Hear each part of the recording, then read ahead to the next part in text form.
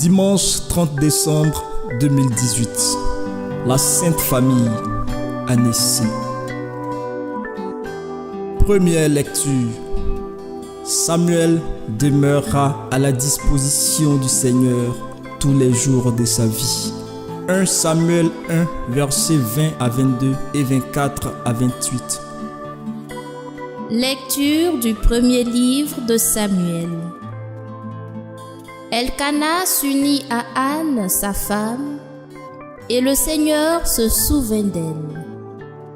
Anne conçut, et le temps venu, elle enfanta un fils.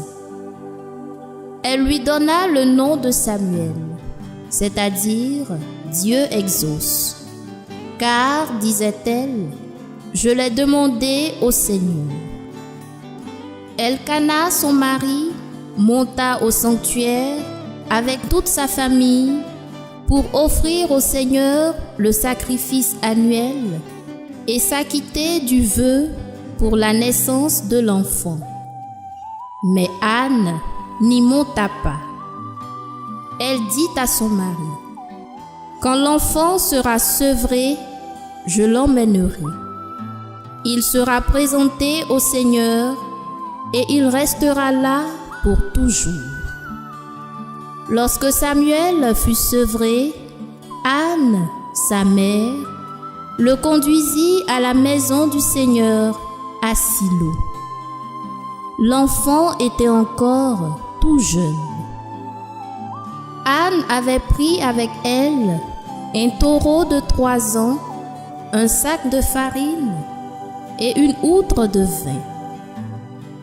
On offrit le taureau en sacrifice et on amena l'enfant au prêtre Élie. Anne lui dit alors, « Écoute-moi, mon Seigneur, je t'en prie.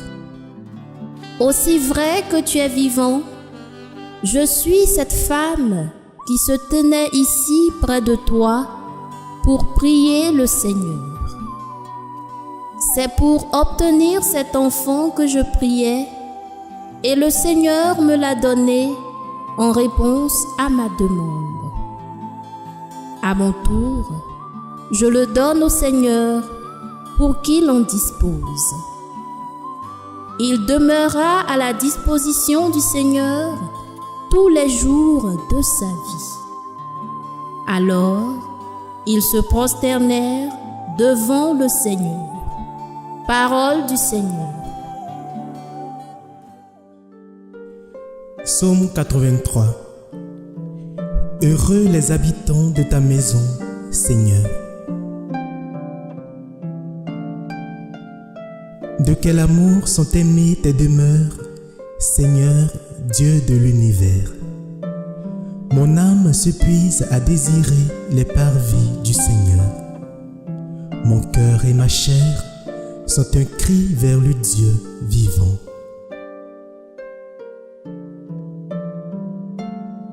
Heureux les habitants de ta maison, ils pourront te chanter encore. Heureux les hommes dont tu es la force, des chemins s'ouvrent dans leur cœur.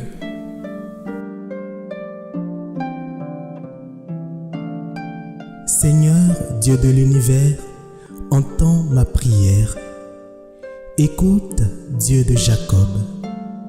Dieu, vois notre bouclier, regarde le visage de ton Messie. Heureux les habitants de ta maison, Seigneur. Deuxième lecture. Nous sommes appelés enfants de Dieu et nous le sommes. 1 Jean chapitre 3, versets 1 à 2 et 21 à 24. Lecture de la première lettre de Saint Jean.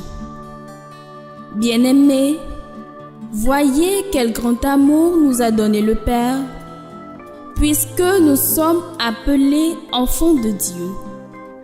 Et nous le sommes. Voici pourquoi le monde ne nous connaît pas. C'est qu'il n'a pas connu Dieu. Bien-aimés, dès maintenant nous sommes enfants de Dieu, Mais ce que nous serons n'a pas encore été manifesté. Nous le savons. Quand cela sera manifesté, nous le serons semblables, car nous le verrons tel qu'il est. Bien-aimés, si notre cœur ne nous accuse pas, nous avons de l'assurance devant Dieu. Quoi que nous demandions à Dieu, nous le recevons de lui, parce que nous gardons ses commandements et que nous faisons ce qui est agréable à ses yeux.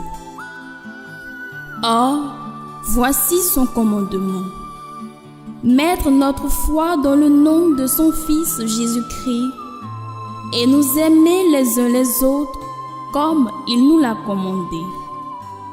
Celui qui garde ses commandements demeure en Dieu et Dieu en lui. Et voilà comment nous reconnaissons qu'il demeure en nous, puisqu'il nous a donné part à son esprit. Parole du Seigneur. Seigneur, ouvre notre cœur pour nous rendre attentifs aux paroles de ton Fils.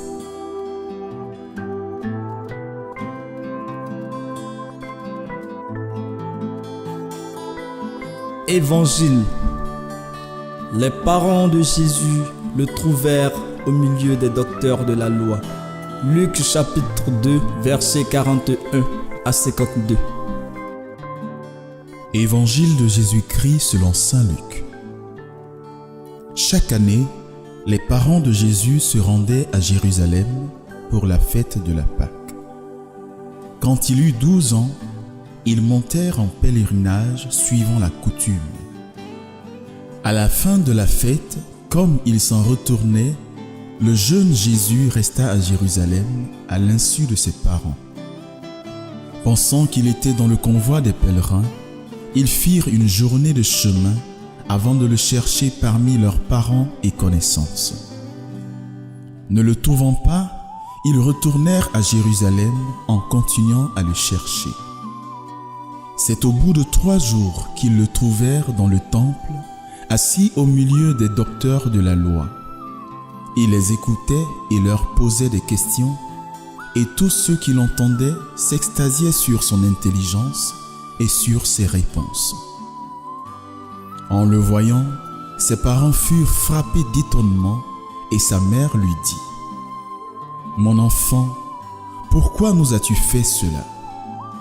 Vois comme ton père et moi, nous avons souffert en te cherchant. » Il leur dit : « Comment se fait-il que vous m'ayez cherché ? Ne saviez-vous pas qu'il me faut être chez mon père ? » Mais ils ne comprirent pas ce qu'il leur disait. Il descendit avec eux pour se rendre à Nazareth et il leur était soumis. Sa mère gardait dans son cœur tous ces événements. Quant à Jésus, il grandissait en sagesse, en taille et en grâce devant Dieu et devant les hommes.